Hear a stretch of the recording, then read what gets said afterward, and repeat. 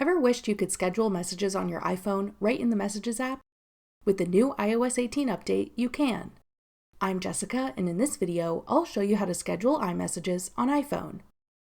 Now let's get started. To schedule an iMessage to be sent at a later date or time, first open the Messages app. Open an existing conversation you want to schedule a message in, or create a new conversation by tapping the new message icon in the top right corner. Type in what you want your scheduled message to say. You can include images, stickers, and other media if you like. Then tap the plus sign on the left. Select Send Later. Select the date and time you want your message to be sent.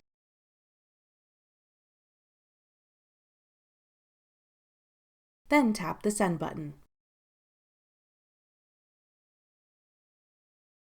Your message will appear in a bubble with a dotted line around it, and the Send Later label will appear above. If needed, you can tap Edit to change the date or time you want your message to be sent,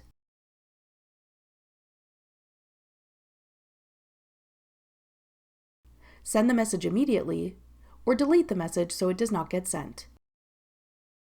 Your message will automatically be sent in your conversation at the date and time you've set. That's all it takes to schedule messages on iPhone. To learn more about new iPhone features, check out our full playlist of iOS 18 videos. Click the playlist on your screen now to watch. Thanks for watching. If you found this video helpful, we'd love it if you'd hit the thumbs up button below and subscribe to our channel. We put out great new tech tutorials like this one every week.